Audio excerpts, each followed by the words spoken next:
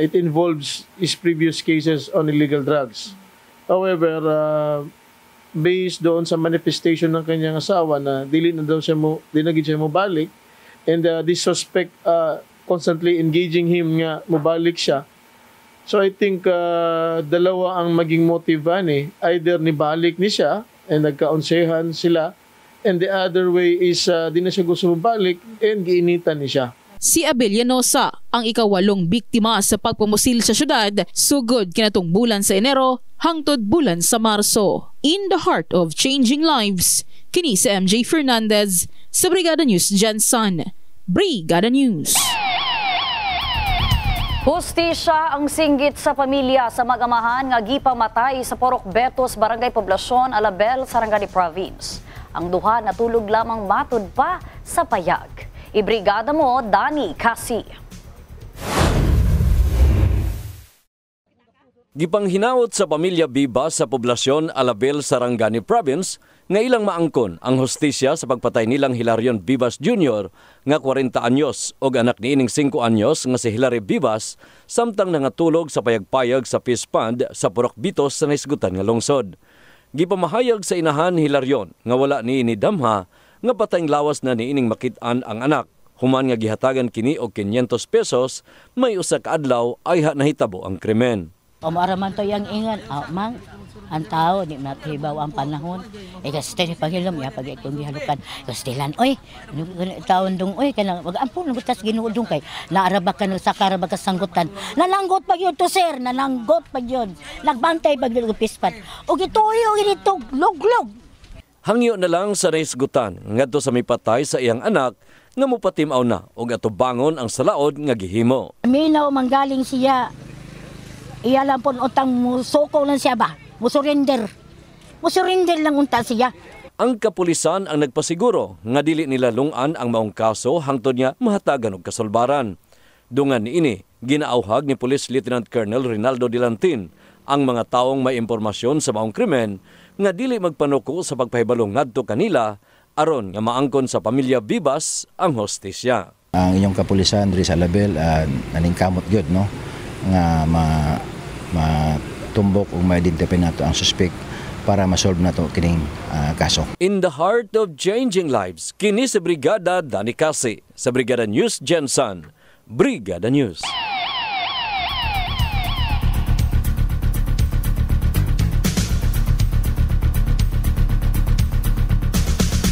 Tanyag og 20,000 ka pesos nga ganti sa makatudlo sa responsable sa pagpatay sa mag-amahan atul sa Semana Santa.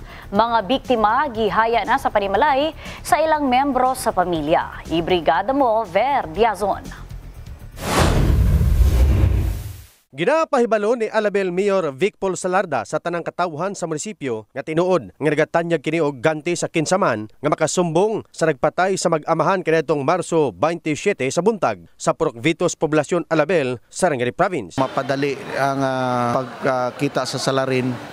So naka-initiate ang maghatag og reward kung kinsay makatudlo sa atong mga kapulisan. Sa bahin sa kapulisan, gisulti ni Police Lieutenant Colonel Dilantin nga makatabang ang maong reward money samtang wala pay ni tumaw nga saksi sa maong nga krimen. Kung kinsa katong mga individual nga makasulti o makatudlo sa suspect, naghatag siya og kining reward para sa katong makahatag og information para ma-solve ang kaso katong nahitabo katong Miracle Santo sa bahin sa mag-ama po nga na-involved. Sa karon, gihaya na sa panimalay sa membro sa pamilya ang mag-amahan nga biktima sa pagpanunggab nga silang Hilarion Alicaway Vivas Jr., 41 anyos ug ang anak nini 5 anyos nga si John Hilary Vivas. Sumala sa lula sa bata nga sa karon dili pa sigurado ang ilang mga pagduda apan makaayo daw ang gitanya gagante sa mayor. Ako sigun sa akong nakuan na niya dito doon na sa bus.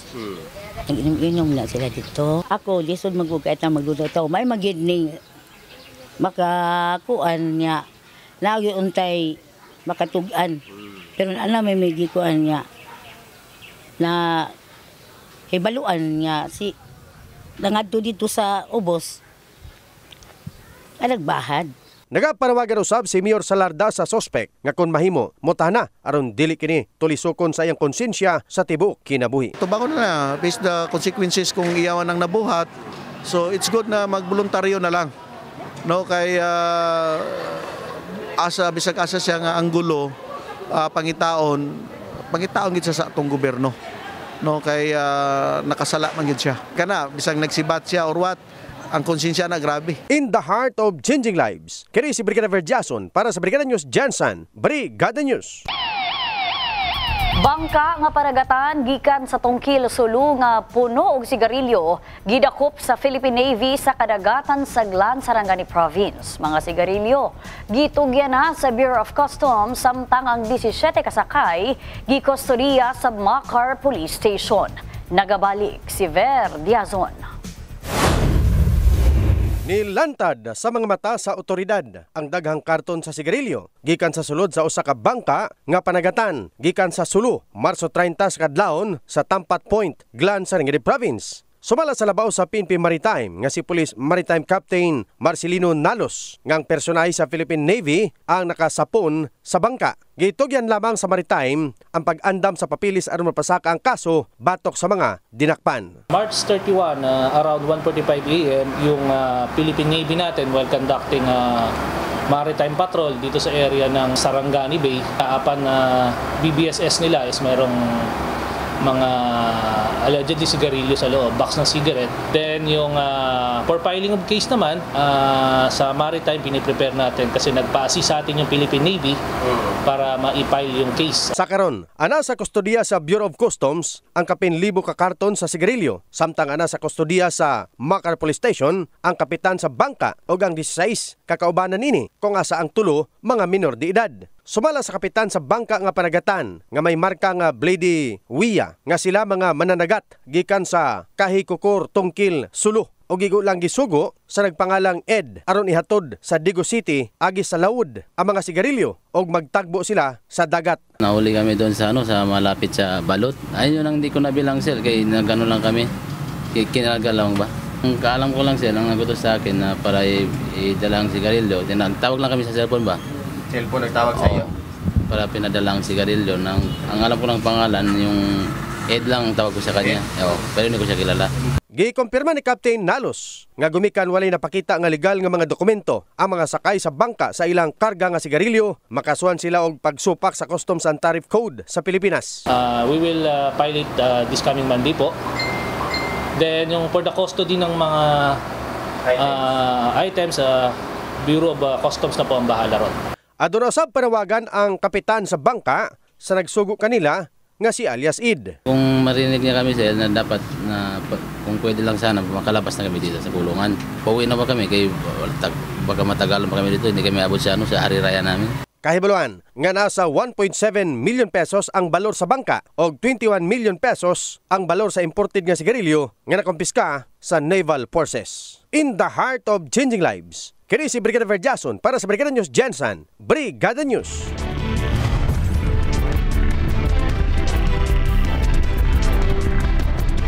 Patay ang usa ka motorista human nalambigit sa gikaingong hit and run incident sa National Highway Purok 7B, Barangay Tinagakan, Jansan, alas 2 sa kadlawon adlawng Lunes. Matod sa misis sa sakay sa motorsiklo, gikan matud pa nga nagtagay ang driver ug ang mister niini. Ibrigada mo Richel Gubalani. Nangalagpot sa bagnotang banghin sa National Highway Purok 7B, Barangay Tinagakan, Jansan ang duha ka tawo nga sakay sa motorsiklo ang insidente. Ang miresulta sa pagkamatay ni Jonel Jau alias JR, 23 anyos, taga Tibungko, Davao City, saysay ni Mary Jane, Mrs. T. Eugene. Usa sa sakay sa motorsiklo, gikan nagtagay ang mister og si Jau sa ilang balay. Ako sa gintable ganyan sa emergency. Asa mo gikan din sa balay.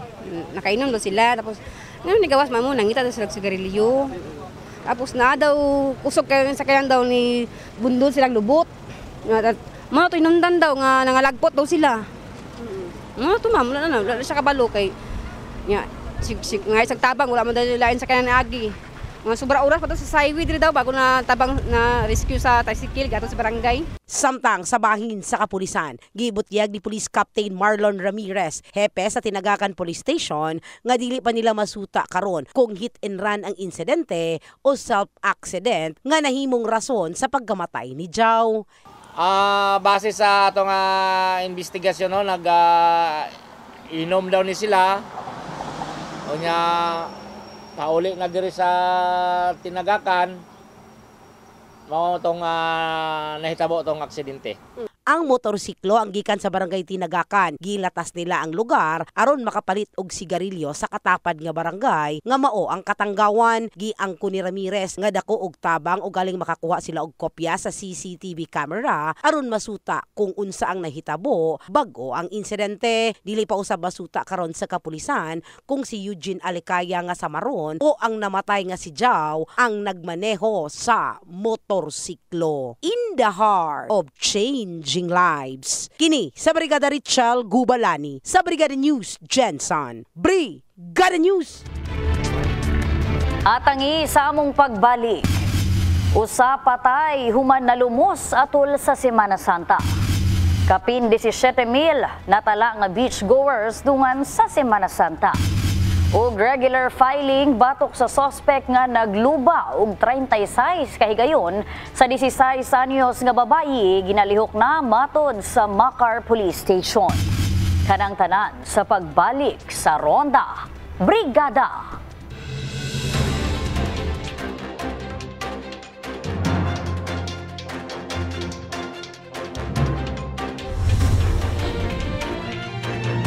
Patay ang usa ka tawo human nalumos sa Sarangani Province samtang walay natalang dagkong insidente sa pag-obserba sa Semana Santa. Kini base sa datos nga gipagula sa Police Regional Office 12 gikan Marso 29 hangtod 31. Sa report, tunay mga insidente sa road crash apan walay natalang patay samtang walay dagkong insidente nga natala sa tibuok rehiyon. Sa Jensen, gideklara ni Police Colonel Nicomedes Olaivar Jr. ang direktor sa General Santos City Police Office nga generally peaceful ang Holy Week. Luyo sa insidente sa pagkalumos sa usa ka beach resort sa sitio Tarucao, Barangay Kalaong, Maito, madtong Marso 29. Wala na ilaing natalang kapulisan nga laing insidente sa pagkalumos, ilabi na atong weekend. Kahibaluan nga mukabat sa 1,400 ka mga pulis ang gipakatag sa tibuok rehiyon aron nga bantayan ang seguridad sa pag-obserba sa Semana Santa.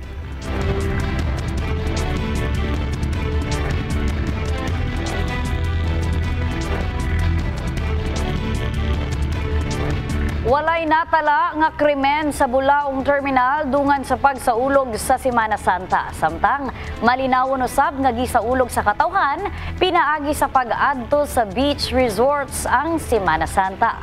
Apan otoridad padayon ang pahimangno sa publiko nga kanunay nga mag-ampi. Ibrigada mo Russell Jean Mantile. Hapsay ug nahimong malinawon ang pagsaulog sa Semana Santa kung asa ang uban giagig pangaligo og dagat ang maong kasaulugan. Kini ang pamahayag ni Coast Guard Jesmar Dasas, tigpamaba sa Coast Guard District Southern Mindanao. Base sa ilang datos, may kabat sa kapin 17,000 ang mga beachgoers sa nasangpit nga adlaw sa syudad sa Jensen, Western Sarangani, Eastern Sarangani ug Sultan Kudarat. Pinaagi sa tabang sa nagkadaiyang kooperatiba sa kapulisan ug mga personay sa mga beachgoers. Wala sila'y natalang report nga doon na sumala pa'y nalumos. Lahat po is sumusunod naman po sa rules and regulation, resulting to zero incident po ang nangyari.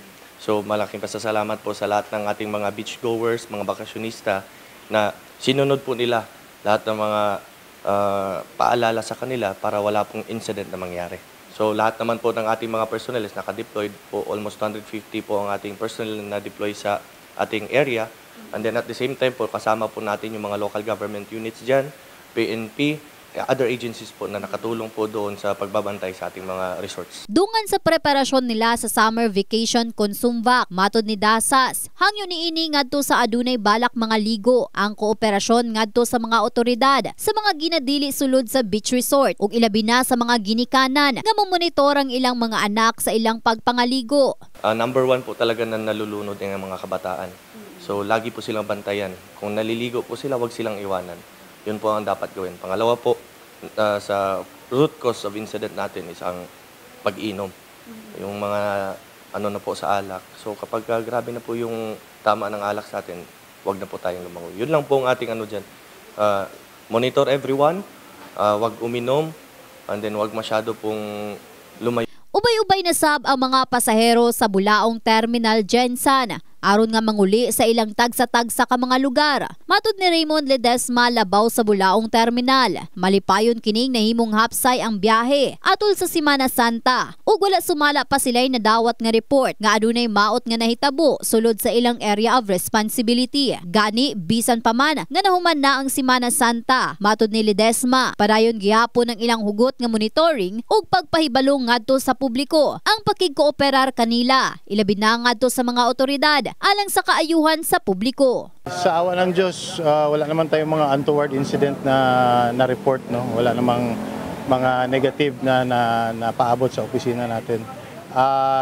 Kung sa data, wala pa tayong data, ginakolate pa namin ang data ng mga pasahero at saka mga dumaan na passengers sa Bulaong Terminal. So within the week, we can provide you with the data on that. But in general, peaceful naman. In the heart of changing lives, kini si Russell Jean Mantile. Sa Brigada News Gensan, Brigada News.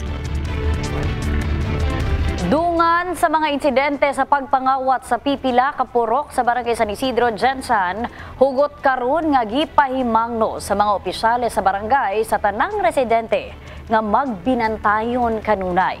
Sumala ni Kagawad Abelardo Sosobrado, magpabiling alerto batok sa mga kawatan tungod subli na sab silang ni Patimaw. Likayan sumala pa nga ibilin sa silingan ang panimalay kung mulakaw sa lagyong lugar. Kituuhan niini nga anaalang sa palibot ang mga nagapangawat apan dili gihapon matud pa mukumpiyansa og siguruhon ang pagkandado sa panimalay ug mag-igmat kanunay sa adlaw man o gabii. Gipahibalo sab sa opisyal sa mga tanod ug kapulisan nga pahugtan pa ang pagbantay sa palibot aron nga masiguro ang kaluwasan sa mga residente.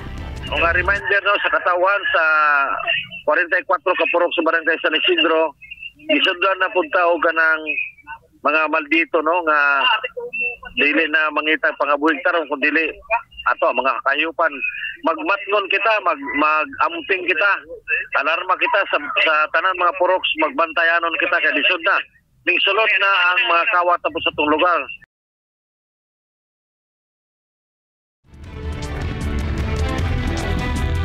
Ginahulat na lang sa kapulisan nga makumpleto na ang detalye may kalabutan sa pagpangluba sa 16 anyos nga babayi kaniadtong Marso 12 sa Barangay Labangal, Gensan aron sa regular filing sa korte batok sa suspetsado.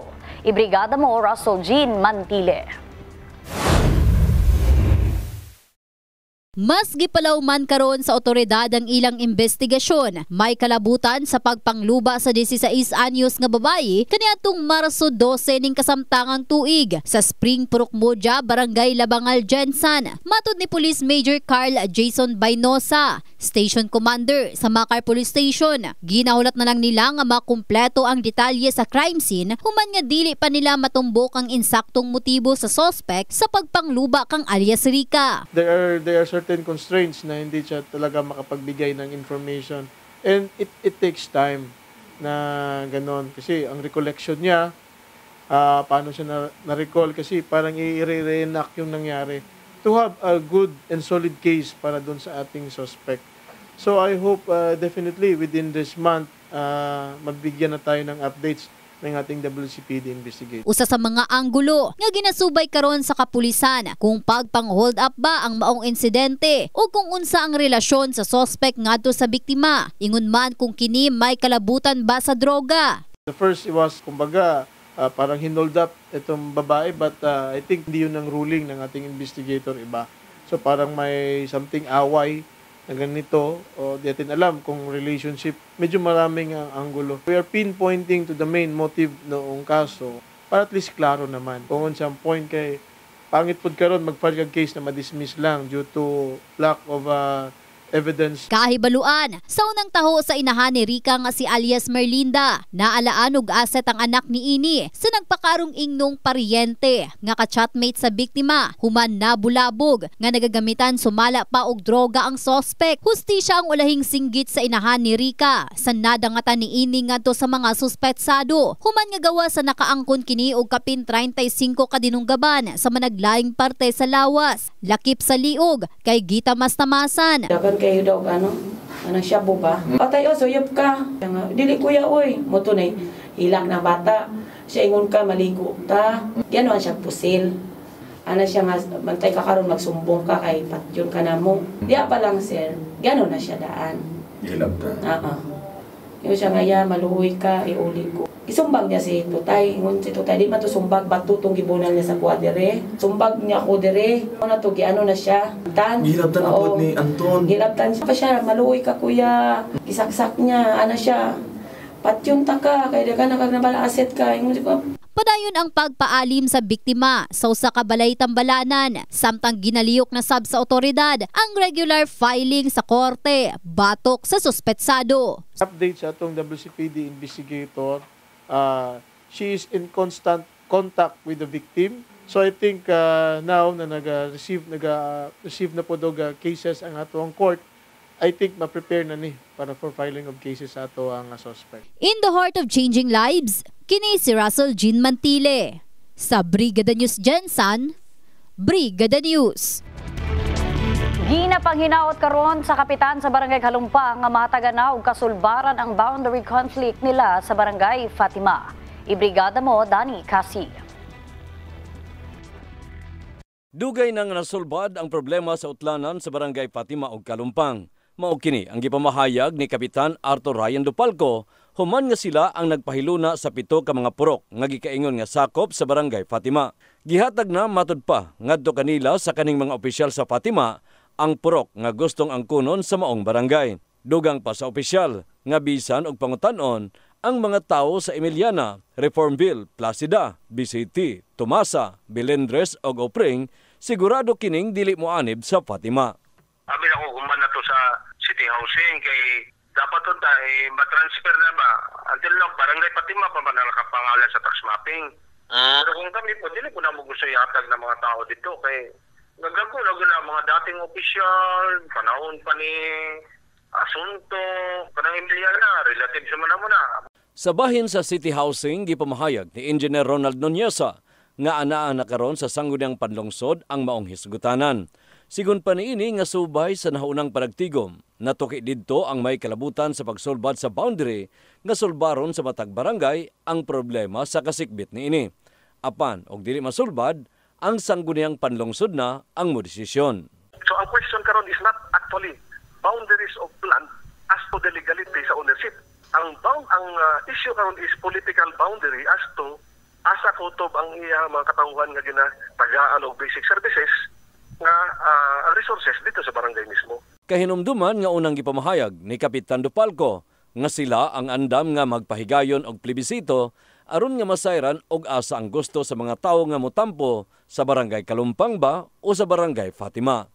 In the heart of changing lives, kini si Brigada Dani Kasi sa Brigada News Gensan. Brigada News. At ang isa mong pagbalik. DENR giahwag ang mga kumpanya nga kunhuran ang paggamit og plastic. Kapitan, naglibog sa gipasaka nga reklamo sa 5 ka mga purok chairman. Nagareklamo, gisaway. Og peace and order sa sakop nga lugar sa Makar Police Station, nagpabiling malinawon luyo sa insidente sa pagpamusil. Kanang tanan sa pagbalik sa Ronda, Brigada.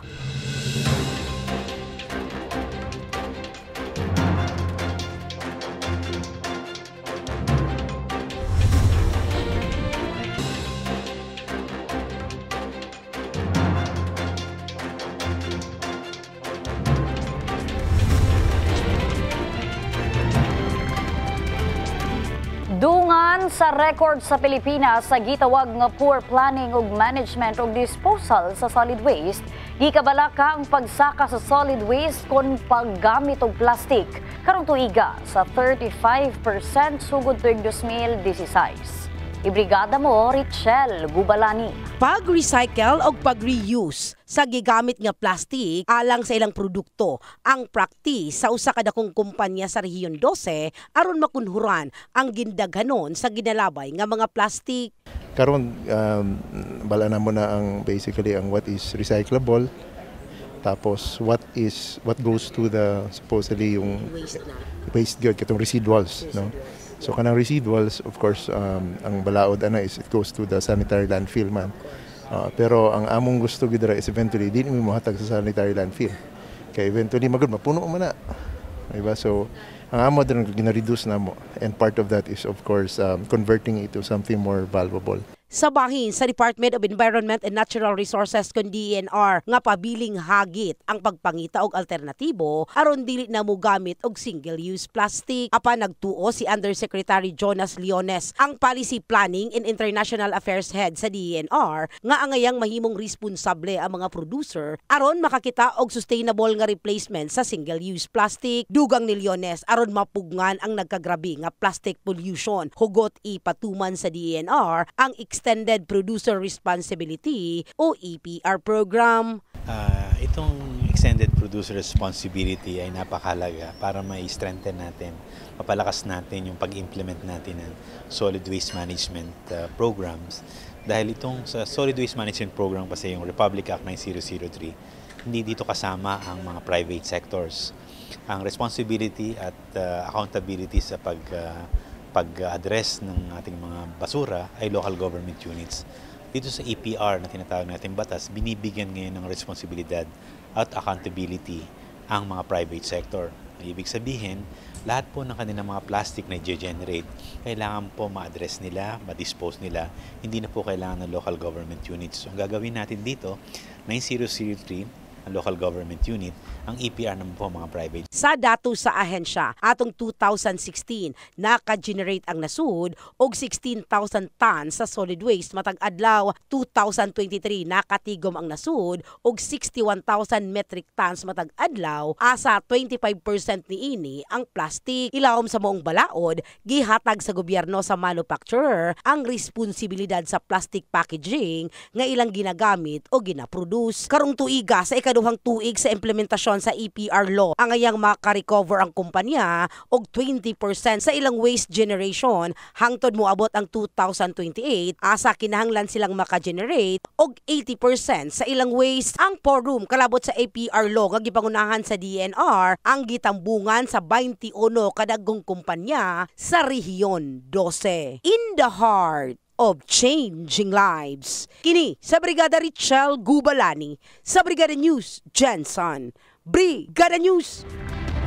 Gikumpirma ni Barangay Maribulan Kapitan Elizardo Hinuktan sa Alabel, Sarangani Province nga nahuman na ang ikatulong hearing sa Lupon. May kalabutan sa reklamo nilang kagawad Danilo Habilias Sr. ug anak ni ining si Ronilo batok sa 5 ka mga purok chairman sa nahisgutang mga barangay. Atol sa pakiginabi sa kapitan, ginasaway niini ang nagareklamo human nga gustong ibalik sa purok ang paghusa iluyo nga ang ginareklamo ang mismong mga purok chairman. Giangkon ni Kapitan Hinuktan nga gisultian niini ang mga purok chairman nga dili musugot sa kabubuton nilang Habilias nga sila ang muhusay tungod gikan na sila sa barangay. Hinumduman nga unang gireklamo sa mga chairman si Councilor Habilias ug ang anak niini tungod sa aligasyon nga dili matud pa mosugot nga magpadula ang naisgutan sa gymnasium sa Libertad sa maong barangay. Balik na po sa purok. Kung sana malaga, gikan barangay, gikan kurok. Atong barangay, balik na po sa purok. Sila na po daw mag-handle sa kaso ito. Mayabag na yun ang pustadaha.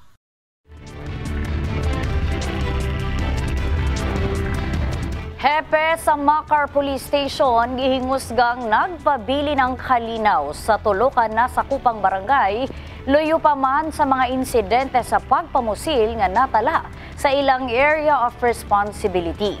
Ibrigada mo, MJ Fernandez.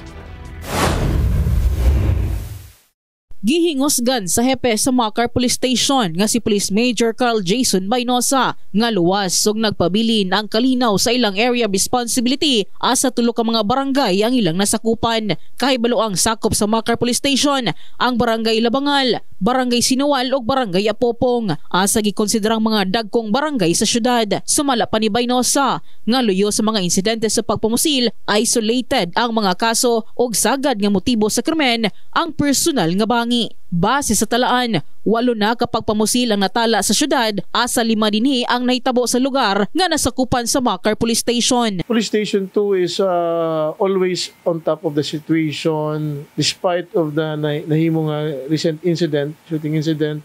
It remains generally peaceful because masabi natin why, because mga recent shooting happens on the inner portion of the areas atong mga barangay. Wala siya nga drive-by shooting na namusil lang sa dalan, ana. So dili siya na it is a shooting na may mga reasons behind. Just like personal grudges, just like mga illegal activities. So we can consider it as isolated cases. Hugot usab matud pa ang koordinasyon sa matag barangay aron paspas nga makahatag og report sa kapulisan kabahin sa panghitabo sa ilang lugar. Usa na ang Barangay Apopong sa hugot ang monitoring sa ilang palibot apan nihangyo nga padugangan ng ilang pulis sa barangay. Actually sa part sa tuang peace and order sa Barangay Apopong hidid sa tuang Kapitan Paulo Tibidad ug asat yung chairman sa peace and order, nakakandak kita always og robing na curfew hour. So tungod sa kadako po sa tuwang area di ginato nga ma-manage yun, di ginato ma-perfect pero manageable yun. Generally aning peaceful yun ang ato barangay. Katong shooting is considered na to nga isolated nga kanto kay dili man yung permanente. May close coordination mi sa PNP apan sa mo mga request nga kuan only one PSB na midri police sa barangay nga natawag. So dapat unta madugangan mi og PNP personnel. So my instruction to my personnel MJ is we will not anymore be reactive. Kumbaga kung may tabo lang ang krimen saka lang ta mo react, no. We will preempt. So dalawa lang naman kasi yan, crime prevention and crime solution. So we will deviate from crime solution but we will pursue our mandate by preventing the crime. So before it happened, naanami dito. Nihangi usab og suporta og panawagan ng publiko sa mga otoridad nga sila tabangan sa pagbantay sa seguridad sa palibot, pinaagi sa paghatag og impormasyon batok sa mga kadudahang individual nga adunay dili maayong tumong sa katilingban. In the heart of changing lives, kini si MJ Fernandez sa Brigada News Jansan. Brigada News. Mukabat sa 563 ka mga senior citizen sa Jansan ang malipayong nakadawat og birthday gift incentive nga may kantidad sa 2,000 pesos. Ang pondo nagikan sa Office of the Senior Citizens Affairs kun OSCA Jansan. Sumala pa sa labaw sa OSCA nga si Josephine Mendoza ang mga nahatagan og incentives kaniadtong Marso ning tuig mao kini. Kadtong mga idaran nga wala nakadawat sa milabayng 4 ka bulan sa tuig 2023. Ang nakadawat sa incentives ang mga nisaulog sa ilahang adlaw nga tawhan kaniadtong Setyembre, Oktubre, Nobyembre ug Disyembre tuig 2023. Tumong niini aron masustener ang panginahanglanon sa mga senior citizens sa dakbayan ug aron usab malipay sila sa pagsaulog sa ilahang mga birthday.